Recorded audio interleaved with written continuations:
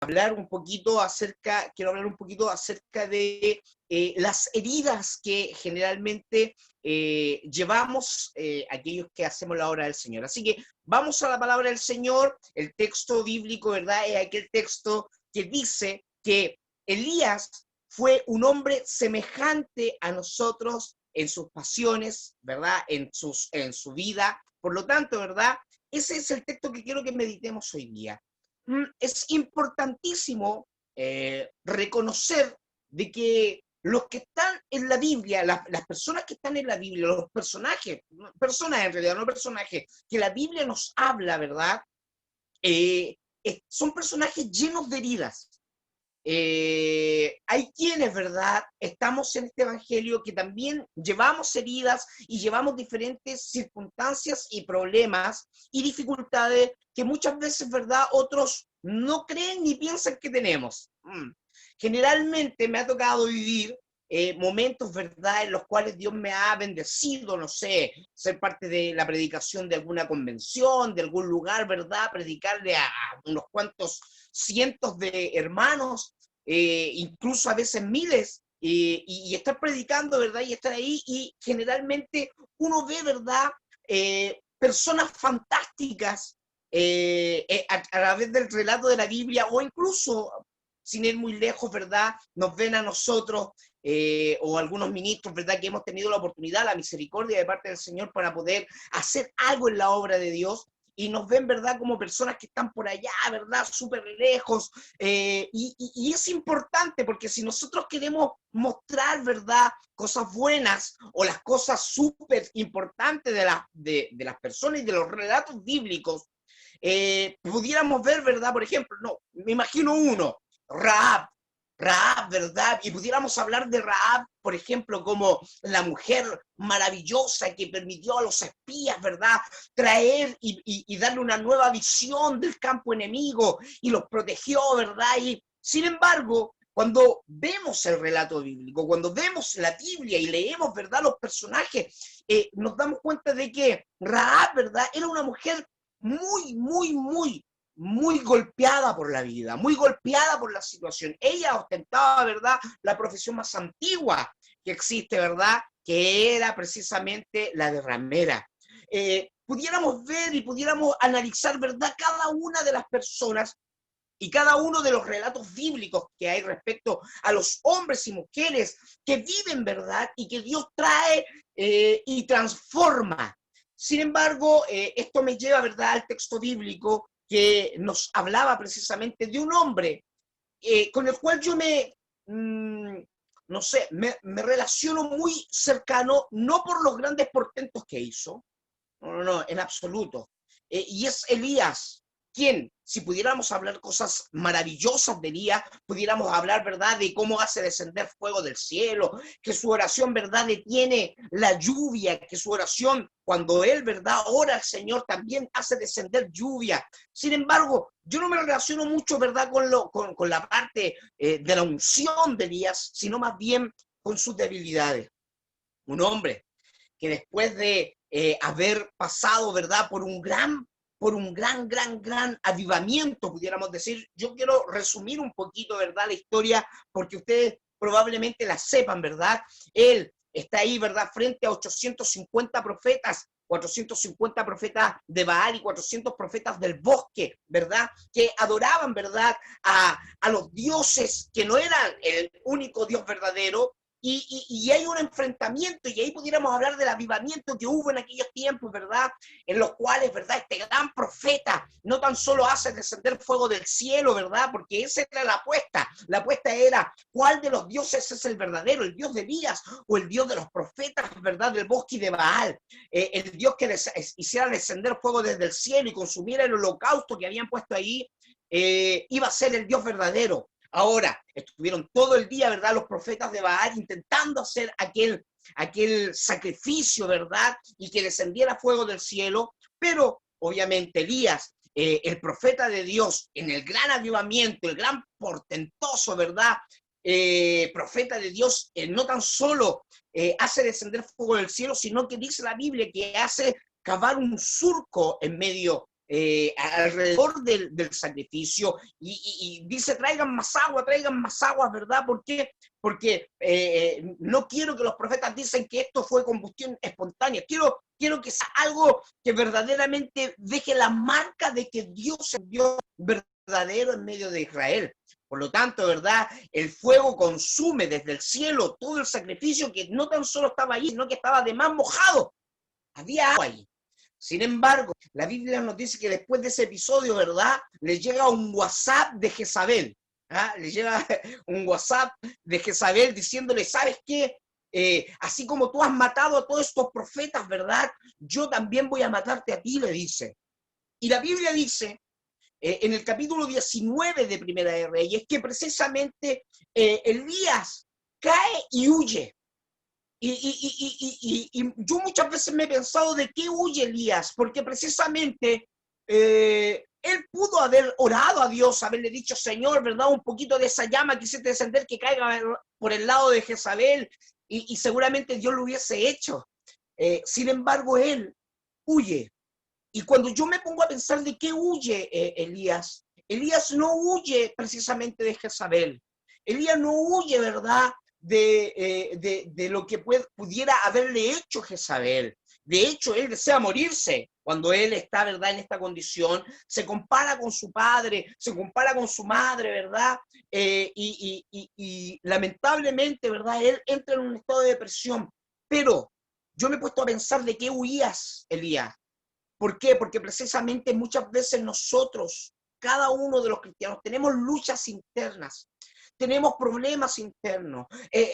Yo he notado que muchas veces, ¿verdad? Hay muchos hermanos que admiran el trabajo que ha hecho el pastor Jorge sin saber que, y ven el producto terminado, ¿verdad? Oh, no, el pastor Jorge, su congregación, Templo Esmeralda, es un pastor que está predicando en otros países, es un pastor que está invitado siempre, es parte de la directiva y cosas por el estilo, y ven el producto terminado, pero no saben muchas veces que estamos con guerras, con problemas internos, con dificultades, con soledad.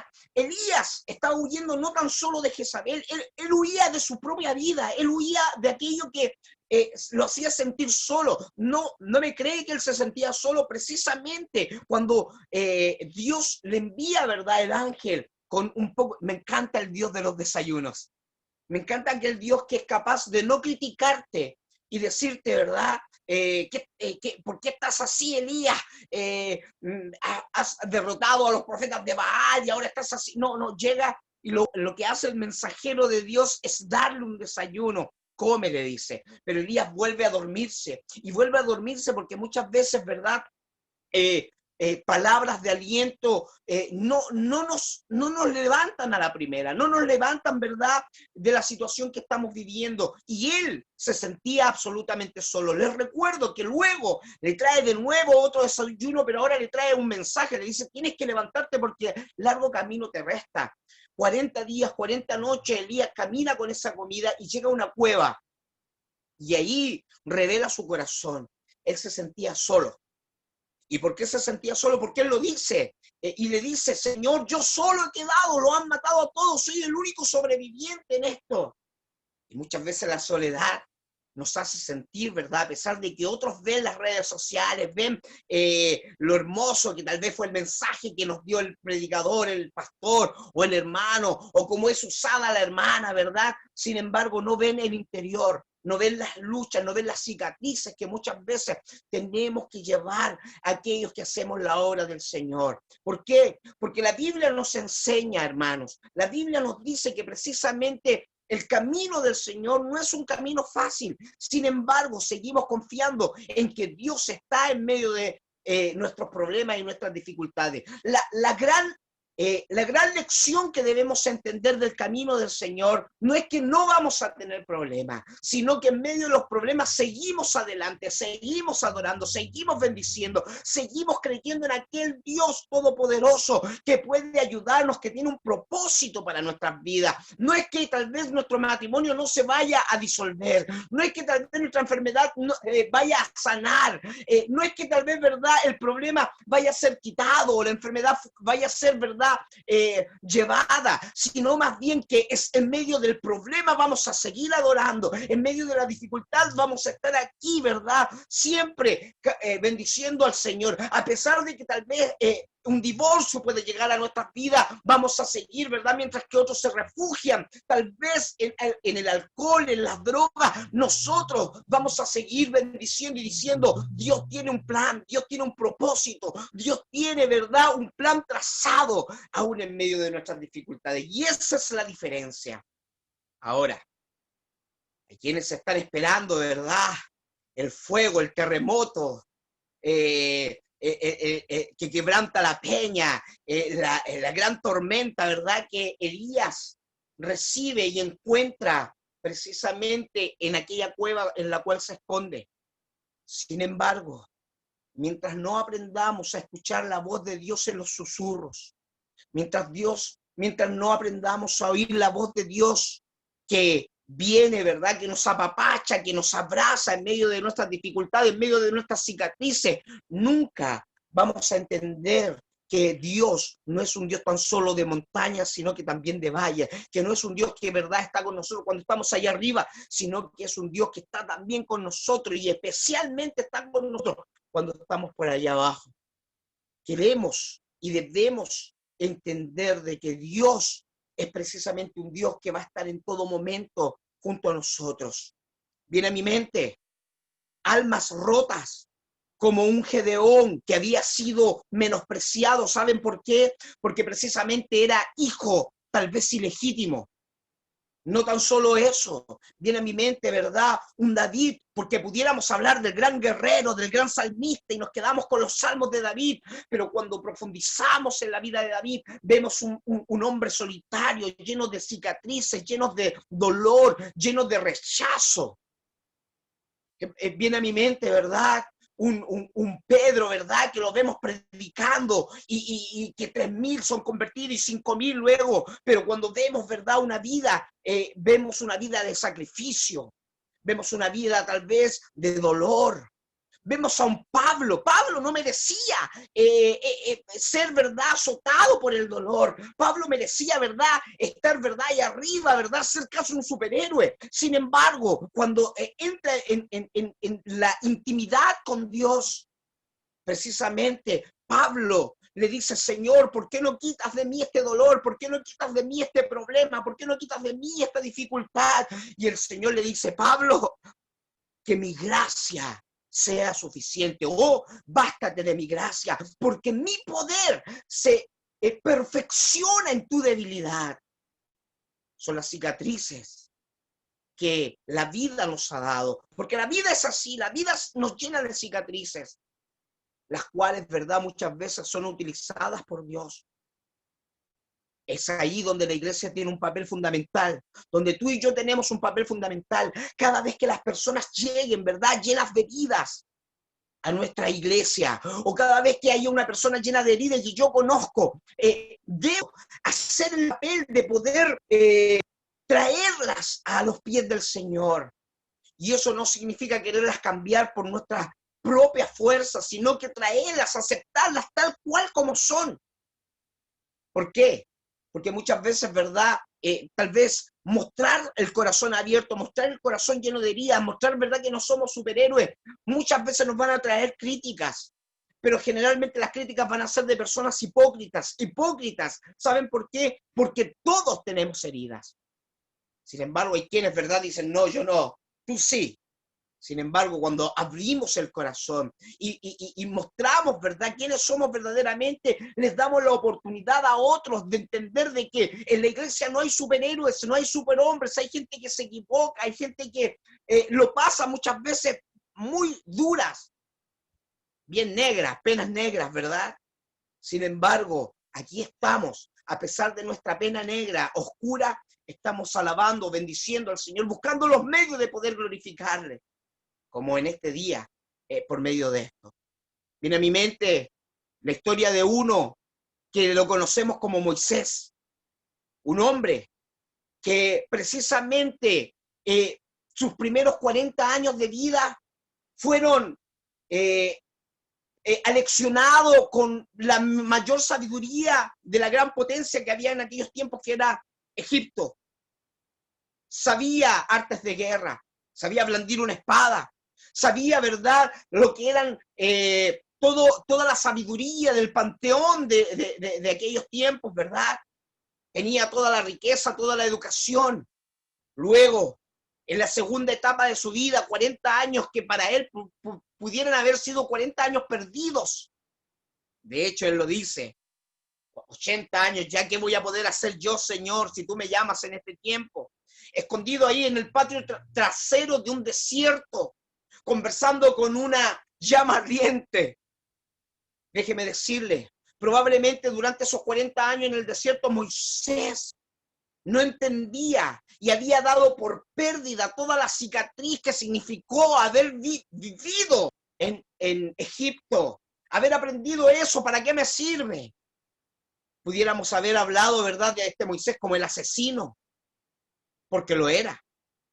Sin embargo, todo aquello le sirvió para poder guiar precisamente al pueblo de Israel a una salida de aquella esclavitud.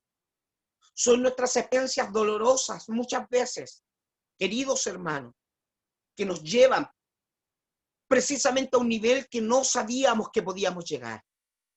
Son aquellas experiencias dolorosas muchas veces las que nos van a permitir darle ánimo a alguien que está pasando, ¿verdad?, por una situación por la cual nosotros pasamos.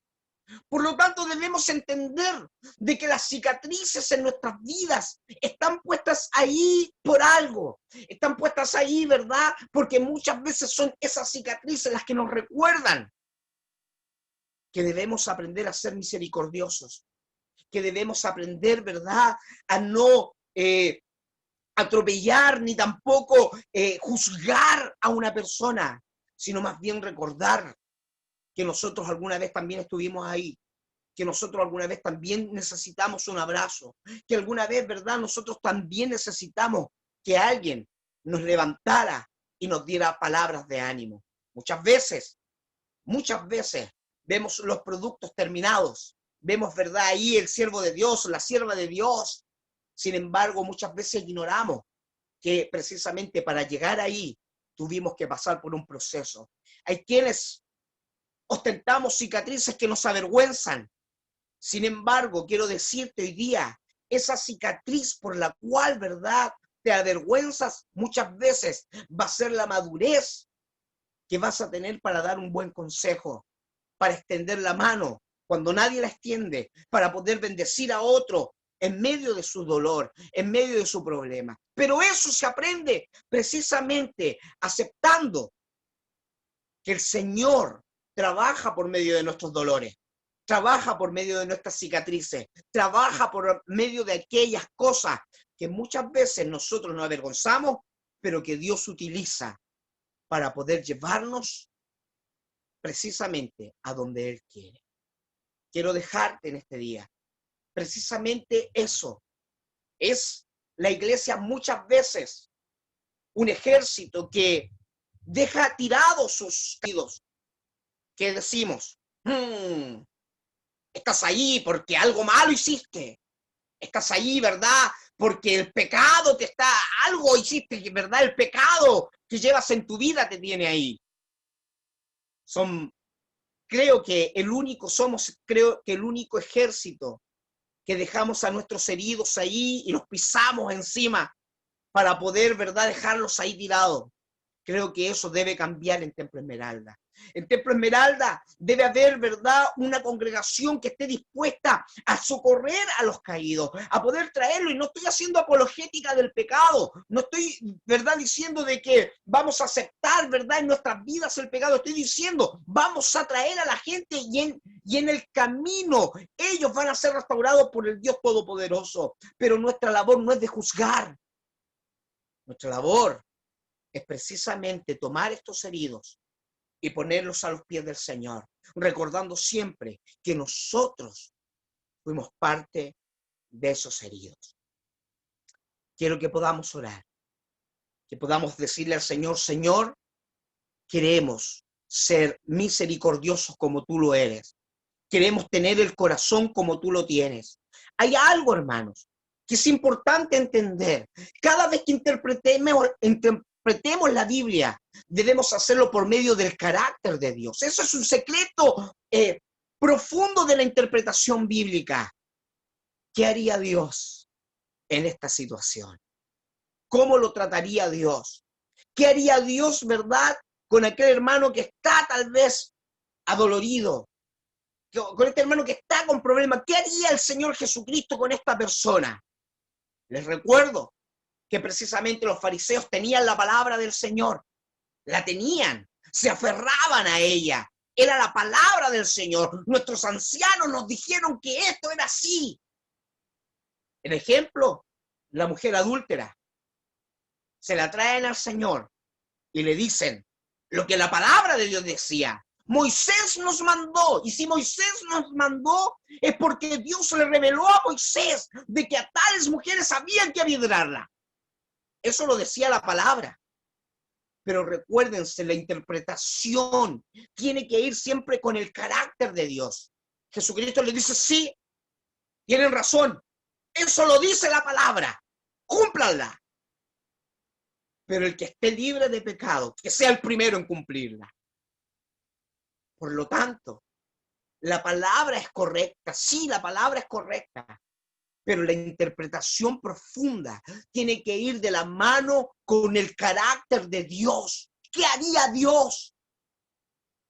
Cada vez que veamos a un hermano caído, cada vez que veamos a un hermano en dificultad o con algún tipo de situación que digamos, pero es el hermano, ¿cómo hace esto? Es el pastor, ¿cómo hace esto? Es la hermana, ¿cómo hace esto? Precisamente, filtremos por medio del carácter de Dios. ¿Qué haría Dios en esta situación? Nuestras cicatrices nos deben recordar que Jesucristo es un Dios de una y de otra oportunidad. Nuestras cicatrices nos enseñan precisamente a poder escuchar a Dios, no tan solo en el torbellino, no tan solo en el fuego ni en la tormenta, sino que también en el silbo apacible como lo escuchó Elías. Vamos a orar. Padre, le damos gracias, Señor, por la oportunidad de entender cuán importante es saber que aquellas cicatrices que nos ha traído la vida tienen mucho que ver con cómo yo debo actuar frente a los hermanos que están pasando por algún problema, por alguna dificultad, por algún pies, por algún pecado, por alguna ira, Señor. Queremos, Padre amado, que cada vez uno de nuestros hermanos que hace en la batalla de la vida caiga, no seamos aquellos que pisoteen, sino que seamos aquellos que vamos por ellos y los levantamos y le decimos, así como nosotros caímos una vez y hubo alguien que nos levantó, queremos levantarte a ti. Padre amado, te pedimos, Señor, tener un corazón profundamente convencido de que no hay mejor camino que el amor y la misericordia, que no hay mejor camino, Señor, que el dejar de lado el juicio y poder, Señor, llegar delante de ti, Señor, como tú nos enseñaste, midiendo de la misma forma en que queremos que tú nos midas. Aquellos que medimos con misericordia y con bondad, hemos de recibir también misericordia y bondad, porque es tu promesa, Señor. Queremos que nuestros corazones sean enternecidos por tu palabra, que podamos ver, Señor, en tu palabra, Señor, siempre aquello que tú precisamente querías mostrar, que es el carácter amoroso y piadoso de Dios, frente a aquel carácter religioso y muchas veces juicioso que nosotros tenemos. Toca nuestros corazones, de tal manera que no tan solo seamos cristianos por hablar en lenguas, por reunirnos y hacer tal vez cultos, ¿verdad?, en ciertos días de la semana, sino que nuestro verdadero carácter cristiano se vea reflejado en nuestras obras de misericordia, como tu palabra nos enseña que tú has preparado para que andemos en ella, porque debemos entender que la madurez no está en cuántos cultos yo participo, ni cuántas veces escucho un sermón, ni cuántas cosas puedo hacer en la obra, sino que en nuestro corazón y en nuestra vida, cómo tratamos a aquellos que son tus hijos y aquellos que debieran llegar a ser tus hijos. Te lo pedimos en el nombre de Jesucristo, en el nombre de Jesús. Amén y amén.